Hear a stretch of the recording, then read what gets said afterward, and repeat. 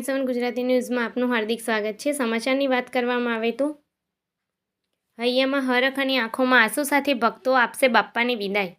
સુપ્રસિદ્ધ યાત્રાધામ પાવાગઢ ખાતે આવેલ ઐતિહાસિક દુધિયા તળાવ ખાતે આંસુ ભીની આંખે આપશે બાપ્પાની વિદાય। સુપ્રસિદ્ધ યાત્રાધામ પાવાગઢ ખાતે ડુંગર પર રહેતા પરિવાર દ્વારા વિઘ્નહર્તા ગણેશજીની ગણેશ ચતુર્થીના દિવસે સ્થાપના કરી સવારના સાંજના 2 ટાઈમ ભગવાનની આરતી પૂજા કરી 10 દિવસ બાદ આજે વિઘ્નહર્તા ગણેશજીને 10 દિવસ બાદ આજરોજ પાવાગઢ ડુંગર ખાતે ગણપતિ બાપ્પાનું આજે વિસર્જન કરવામાં આવ્યું, જેમાં આંસુ ભીની આંખે બાપ્પાને વિદાય આપી। ત્યારે આજે પાવાગઢ ડુંગર ખાતે આવેલ દુધિયા તળાવ ખાતે પણ ગણપતિનું વિસર્જન કરવામાં આવ્યું।